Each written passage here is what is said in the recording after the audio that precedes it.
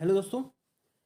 जैसे कि हम लोग बात कर रहे थे हिंदी की, जिसमें हम लोगों ने 3 प्रैक्टिस सेट कंप्लीट कर लिए हैं। आज हम चौथा प्रैक्टिस सेट कंप्लीट करने जा रहे हैं।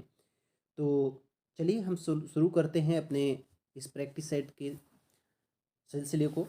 आगे बढ़ने से पहले एक छोटी सी रिक्वेस्ट है, वो काम आप जल्दी से कर दीजिए। वीडियो को लाइक कर दीजिए, वीडियो को शेयर कर दीजिए, अपने दोस्तों तक पहुंचा दीजिए। और चैनल को अगर अभी तक आपने सब्सक्राइब नहीं किया तो हमारे चैनल को भी सब्सक्राइब कर लिए। तो चलिए स्टार्ट करेंगे। देखिए, शरीर आरोग्य के लिए प्रातः एवं संध्याकालीन भ्रमण अत्यंत आवश्यक है। ठीक है, यानी लाभप्रद माना गया है। तो यहाँ पर देखिए, जो आरोग्य लिखा हुआ है ये अशुद्ध लिखा है। ठीक है, ये कैसा है? अशुद्ध लिखा हुआ है। इसको क्या करना है? हमें शुद्ध लिखना है। ठीक, इसको हमें शुद्ध लिखना है। तो इसका शुद्ध क्या होगा? आरोग्य। ये इसका शुद्ध शब्द हो जाएगा। ठीक, चलिए नेक्स्ट देखेंगे। मदर टेरेसा का जीवन रोगियों के सेवा शुश्रूषा, ठीक, में बीता। ठीक है,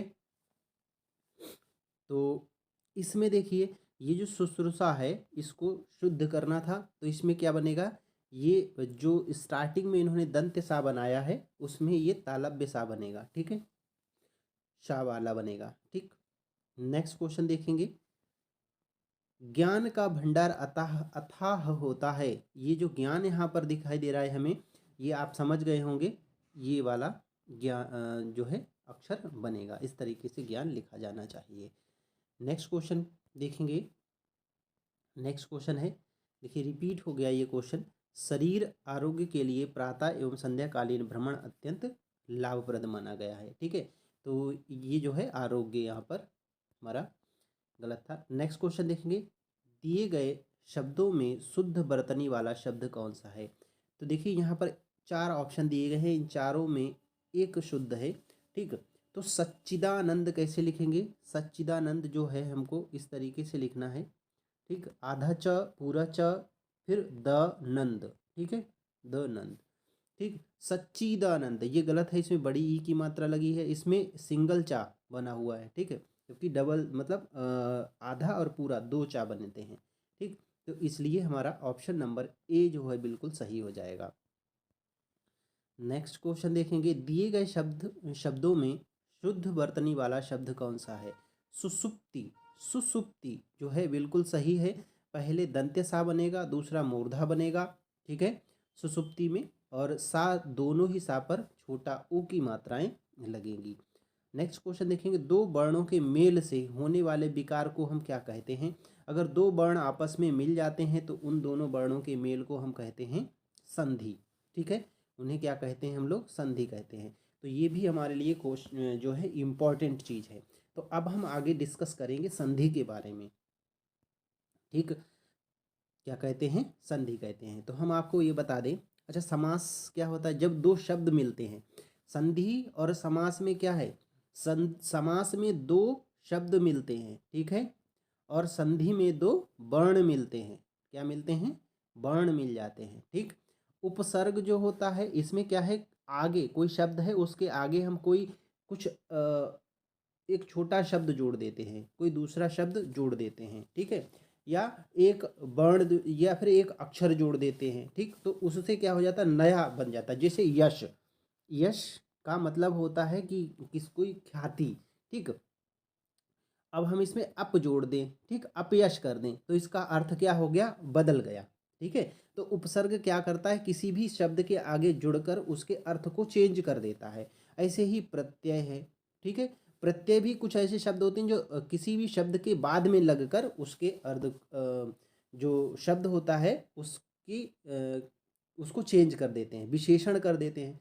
जैसे क्या होता है? सुंदर, और इसमें ता जोड़ दिया तो सुंदरता हो गया।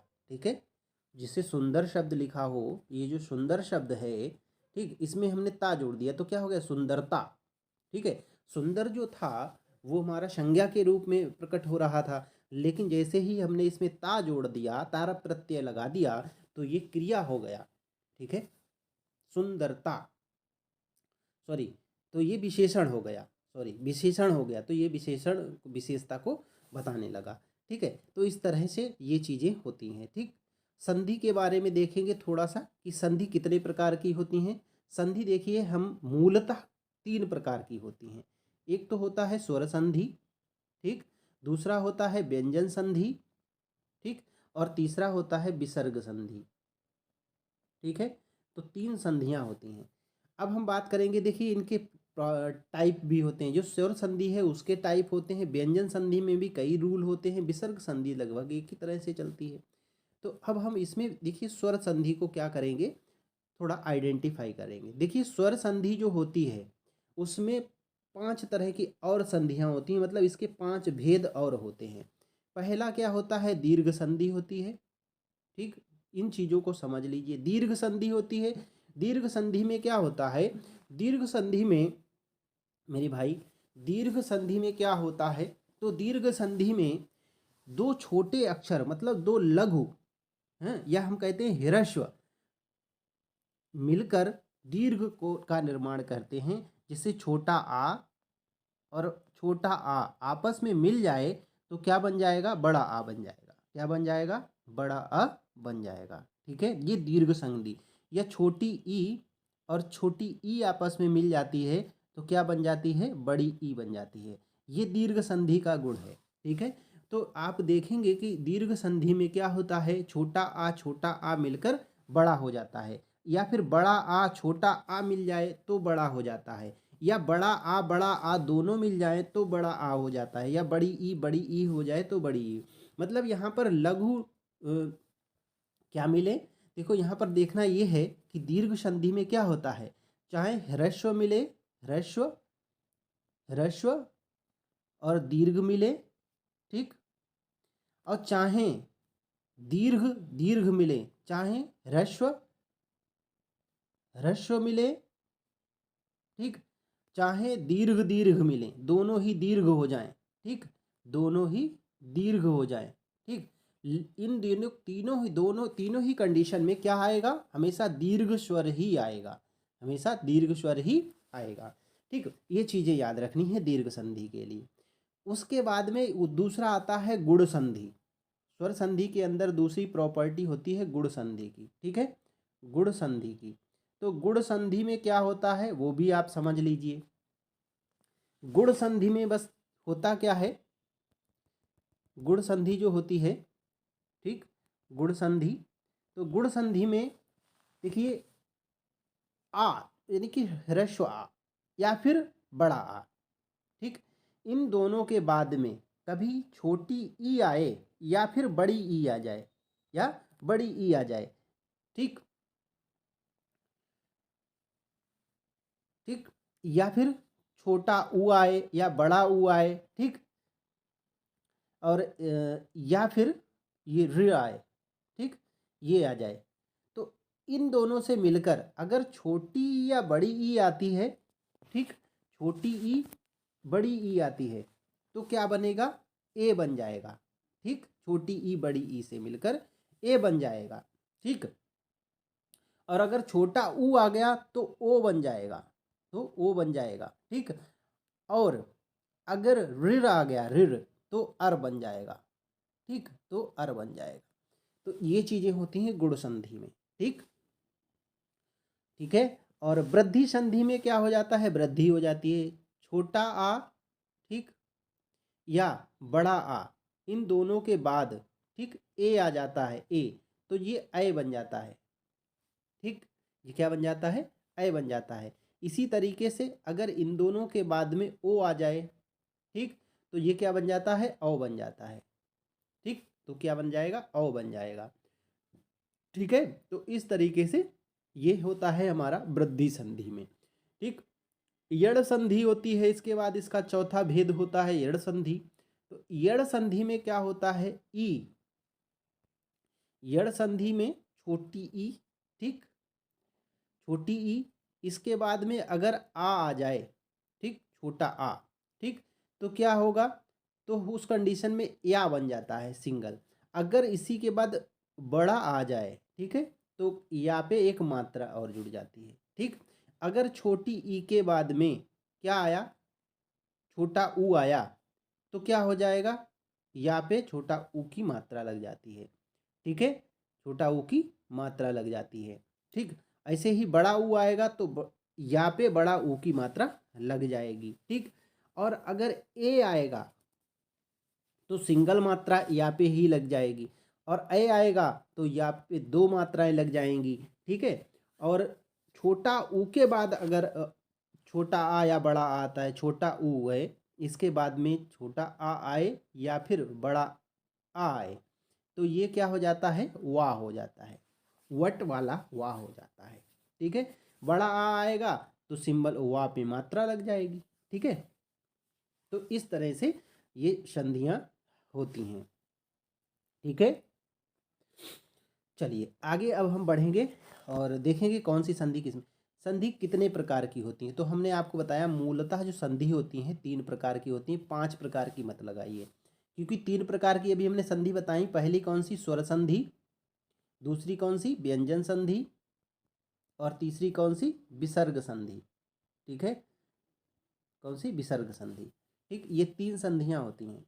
ठीक, देखेंगे कि दयानंद में प्रयुक्त संधि का नाम है। ठीक, दयानंद में कौन सी संधि है।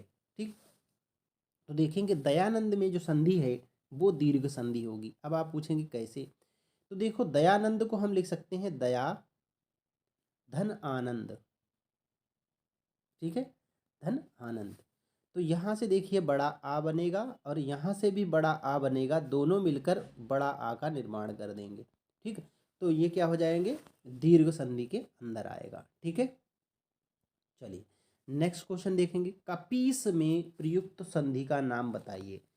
ठीक, कपीस में प्रयुक्त संधि का नाम बताना है। तो कपीस को आप संधि विच्छेद कर दीजिए। कपी, भाई कपी मतलब बंदर होता है, और ईश, ठीक है, कपी का ईश मतलब बंदरों का ईश, ईश्वर। ठीक, यहाँ पर देखिए छोटी ई है और यहाँ पर बड़ी ई है, दोनों मिलकर काहे की मात्रा बनाई, यहाँ पर ध्यान से देखो बड़ी ई की मात्रा बनाई है, तो ये क्या हो गया, कप ईश, बड़ी ई की मात्रा बन रही है, मतलब छोटा बड़ा लघु और दीर्घ दोनों मिलकर बनाए हैं दीर्घ। ठीक, यानी कि यहाँ पर दीर्घ संधि है। ठीक, तो ऑप्शन नंबर ए सही हो जाएगा। नेक्स्ट क्वेश्चन देखेंगे, सदैव में प्रयुक्त संधि का नाम बताइए। अब यहाँ पर संधि का पार्टिकुलर प्रकार ना देकर मोटा मोटा दिया, विसर्ग संधि, स्वर संधि, व्यंजन संधि। तो सदैव में कौन सी संधि ठीक प्रयुक्त हुई है, तो इसको कहेंगे सद धन एब। ठीक, धन एब। ठीक, तो यहाँ से देखो दा में अ और ए, आ ए मिलकर क्या हो गया, अय बन गया। ठीक है, अय बन गया, तो इसमें हमने आपको बताया था क्या बन जाता है, अ और ए मिलकर अय जब बने, ठीक, तो क्या होते हैं इसमें, कौन सी संधि, वृद्धि संधि है। कौन सी, वृद्धि संधि है। वृद्धि हुई कि नहीं हुई, ए से अय बन गया, वृद्धि हो गई, तो वृद्धि संधि है। ठीक है, यानी इस ए का प्रमोशन बड़े भाई में हो गया। ये अय जो है हम इसको बड़ा भाई बोलते हैं। ठीक, इसको हम क्या बोलते हैं, बड़ा भाई, और ये छोटा भाई, इसका प्रमोशन होके यहाँ पर पहुँच गया तो ये बड़ा बन गया। जब प्रमोशन हो जाए तो वृद्धि हो गई। ठीक है, नेक्स्ट क्वेश्चन देखेंगे, इनमें कौन स्वर संधि का उदाहरण है। इनमें स्वर संधि किसमें है। ठीक, तो देखो नमस्कार। ठीक, नमस्कार इसमें स्वर संधि नहीं है। ठीक, नमस्कार में, मनोहर इसमें भी स्वर संधि नहीं है। ठीक, संयोग इसमें भी नहीं है। पवन में है, तो पवन को कैसे लिखेंगे, पो धन अन। ठीक, क्या बनेंगे, पो धन अन। ठीक है, तो इस तरह से ये बन जाएगा। ठीक, पवन। ठीक, तो इसमें देखिए क्या क्या कौन सी संधि है, इसमें है अयादि संधि। ठीक, ओ और अ, ओ वा मिलकर क्या बना रहे हैं, वा बना रहे हैं। ठीक है, वा बना रहे हैं, तो ये अयादि संधि है। ठीक है, ठीक है, अयादि संधि है। अब वो बनाया अ वो बनाया इन्होंने अ वो। ठीक है, ठीक, तो अयादि संधि का एक उदाहरण है स्वर संधि के अंदर। नेक्स्ट देखेंगे, अगला क्वेश्चन है, निम्न में से कौन सा दीर्घ संधि का उदाहरण नहीं है। ठीक है, तो यहाँ पर देखिए सदैव जो है वो दीर्घ संधि का उदाहरण नहीं है। ठीक, आंसर इन्होंने दिया है गुरुपदेश, लेकिन ये गलत है। ठीक। अभी हमने देखा था थोड़ी देर पहले सदैव में कौन सी है, इसमें वृद्धि संधि है। ठीक है, इसमें कौन सी वृद्धि संधि जो है वो है। ठीक, आ और क्या ए मिलकर ए हो गए थे। ठीक है, अभी हमने थोड़ी देर पहले देखा था ना, तो इसीलिए ये होंगे, बाकी इन तीनों में दीर्घ संधि ही है। ठीक है, चलिए नेक्स्ट देखेंगे। इस क्वेश्चन में कह रहा है निम्न में से दीर्घ संधि युक्त पद कौन सा है। तो देखिए इसमें दीर्घ संधि जो युक्त है वो शब्द छांटना है। देवेंद्र में कौन सी गुण संधि है। ठीक, देवधनेन्द्र इसमें गुण संधि है। ठीक, सूर्योदय इसमें जो है वो यण संधि है। ठीक है, यण संधि है। महर्षि इसमें वृद्धि संधि है, और यहाँ दैन्यार्य बनता है, इसी में क्या है दीर्घ संधि मिलेगी हमें। ठीक है, दैन्यार्य में। नेक्स्ट क्वेश्चन देखेंगे, पवित्र में प्रयुक्त संधि कौन सी है। ठीक, पवित्र में से जो संधि होगी वो अयादि संधि होगी, पो-इत्र लिखा जाएगा इसको। ठीक है, पो धन इत्र। ठीक है, पो धन इत्र। नेक्स्ट क्वेश्चन देखिए, कह रहा है इत्यादि का सही संधि विच्छेद कौन सा है। इत्यादि का सही संधि विच्छेद है इति धन आदि। आदि, ठीक है, इति धन आदि। इति यादि लिखा हुआ है, ये यहाँ पर गलत हो गया। ठीक है, इसमें जो आधा ता बना है ये नहीं होगा। ठीक है, इत्यादि है होगा। ठीक, इति धन आदि होगा। ठीक है, इति धन आदि हो जाएगा। ठीक, चलिए नेक्स्ट क्वेश्चन देखेंगे। नेक्स्ट क्वेश्चन देखेंगे, और इसमें संधि कौन सी होगी। इसमें जो संधि हमारी बनेगी वो यण संधि बन जाएगी। ठीक है, यण संधि बनेगी। चलिए नेक्स्ट क्वेश्चन देखेंगे। नेक्स्ट क्वेश्चन, निरर्थक का सही संधि विच्छेद, ये विसर्ग संधि के अंतर आता है। निरर्थक, नि धन अर्थक, जो अर्थ से परे हो, मतलब जिसका अर्थ ही नहीं है, उसको कहते हैं निरर्थक। ठीक है, ये यहाँ पर देखिए इन्होंने रा लगा दिया। ठीक, ये जो विसर्ग है वो रा में परिवर्तित हो जाएगा। नेक्स्ट क्वेश्चन देखेंगे, धरेश। धरेश का सही जो संधि विच्छेद होगा वो क्या होगा। धरा धन ईश, धरा धन ईश। ठीक, तो बड़ा आ और छोटी ई मिलकर क्या बना दिए, ए बना दिए। ठीक है, ये बना दिए। तो इसमें क्या हो गया, इसमें गुण ही बदल गया। जब गुण बदलता है तो गुण संधि हो गया। ठीक है, दोनों ने गुण बदल लिए तो गुण संधि हो गया, इसमें गुण संधि है। धराधन ईश। ठीक है, नेक्स्ट क्वेश्चन देखेंगे, निराशा। अब इसमें कैसे लिखेंगे, इसमें देखो नि आशा। ठीक है, निरर्थक, निराशा। ठीक, तो इस तरीके से इनको हम निराधार, तो इनमें क्या है विसर्ग संधि होती हैं और इनमें विसर्ग लग के बनता है। महोष्ण। ठीक, महोष्ण का क्या होगा, महाधन उष्ण, महाधन उष्ण। ठीक, अ प्लस उ, अ उ, तो क्या बन जाता है, ओ बन जाता है, और इसमें कौन सी गुण बदल गया, इसलिए ये गुण संधि है। ठीक है, नेक्स्ट क्वेश्चन देखेंगे, आशीर्वाद का सही संधि विच्छेद। आशीर्वाद की वर्तनी भी पूछी जाती है, वो भी आप देख लीजिए किस तरीके से लिखा हुआ है। तो आशीय धनबाद। ठीक है, ये जो ऊपर रेफ रा होता है वो ज्यादातर विसर्ग संधि से ही आता है, याद रखेंगे। महेश, महाधन ईश, महाधन ईश, इसमें भी कौन सी गुण संधि होगी। ठीक है, महेश में भी गुण संधि होगी, महाधन ईश बनाया जाएगा। नेक्स्ट क्वेश्चन देखेंगे, सन्मति। ठीक है, तो सन्मति इसमें व्यंजन संधि है। व्यंजन संधि का एक रूल होता है, अगर पीछे जो ता होता है वो हाफ ता है और उसमें कोई भी इसके बाद कोई पंचमाक्षर मिलता है, जब ता से कोई ता वर्ण से जब कोई भी पंचमाक्षर मिलता है तो ये ता जो होता है वो ना में बदल जाता है, ये ना में बदल जाता है। ठीक है, जैसे सम्मान में हो गया। ठीक, नेक्स्ट देखेंगे, अन्वय का सही संधि विच्छेद क्या है, अन्वय है। ठीक है, अन्वय है, छोटा उ प्लस अ। ठीक है, इसमें भी स्वर संधि ही है, इसमें भी स्वर संधि है, और इससे हो क्या गया, अन्वय हो गया। ठीक, वा बन गया। ठीक, यानी अयादि संधि है।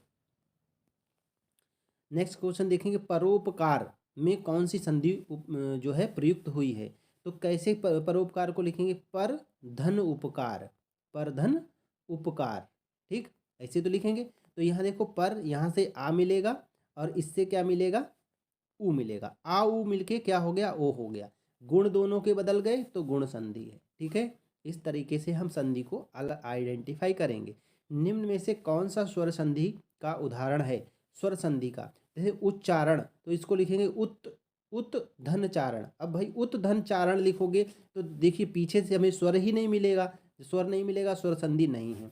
दिग्गज, ठीक है, दिग्गज, तो इसमें दित गज लिखा जाता है, दित गज लिखा जाता है, दित आधा तो गज, ठीक, तो इसमें भी नहीं मिलेगा। ठीक, अधोगति, ठीक, अध धन गति, ठीक, तो इसमें भी नहीं मिलेगा।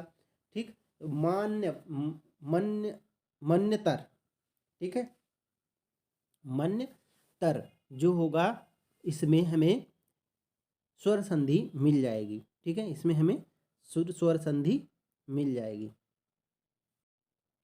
नेक्स्ट है, निश्चल का सही संधि विच्छेद क्या होगा। निश्चल का सही संधि विच्छेद होगा निचल। ठीक है, ये सही संधि विच्छेद इसका हो जाएगा। नेक्स्ट क्वेश्चन देखेंगे, निम्न शब्दों में से विसर्ग संधि किस में है। तो निश्चल में विसर्ग संधि होगी, नि विसर्ग संधि चल। ठीक, नेक्स्ट क्वेश्चन है, सप्तऋषि में कौन का सही संधि विच्छेद कौन सा है। तो सप्तऋषि का क्या, सप्त धन ऋषि, ठीक है, सप्त धन ऋषि, इसमें कौन सा हो जाएगा संधि, इसमें कौन सी हो जाएगी, चलिए बताइए। अच्छा, इसमें जो संधि कौन सी हो जाएगी, वो कौन सी बनेगी। ठीक, संधि इसमें कौन सी बन जाएगी। ठीक, तो देखो यहाँ पीछे से आ मिला, ठीक, और बाद में क्या मिला हमें, ऋ मिला। ठीक है, तो इन दोनों ने मिलकर अर बना दिया। ठीक है, क्या बना दिया, अर बना दिया। जो रेफ राव है वो अभी हमेशा आधा रा होता है। ठीक है, तो क्या बना दिया, अर बना दिया। ये चीज किस में बनती है, अर। ठीक, आपको बताए थे ये गुण संधि में बनती है। ठीक है, गुण ही दोनों का बदल जाता है, इसलिए सप्तऋषि जो है वो इसी का है, गुण संधि का। नेक्स्ट क्वेश्चन में देखेंगे, तपोवन, तपोवन में क्या कौन सी संधि है, तपोवन में जो है विसर्ग संधि है। ठीक है, तपोवन में कौन सी संधि है, तपोवन में हमारी विसर्ग संधि मिलेगी। नेक्स्ट क्वेश्चन है, देखिए कह रहा है चंद्रोदय में कौन सी संधि उपयुक्त प्रयोग हुई है। तो चंद्रोदय में गुण संधि का उपयोग किया गया है। नेक्स्ट क्वेश्चन है हमारा, यशोदा में कौन सी संधि प्रयुक्त हुई है। तो यशोदा में जो है विसर्ग संधि हमारी प्रयुक्त हुई है। तो दोस्तों ये थे हमारे आज के प्रैक्टिस सेट 5th के क्वेश्चंस, जिसमें हम लोगों ने संधि और उनके प्रकारों को डिस्कस किया। नेक्स्ट वीडियो में हम कुछ और इम्पोर्टेंट क्वेश्चंस के साथ आपके फिर आएंगे।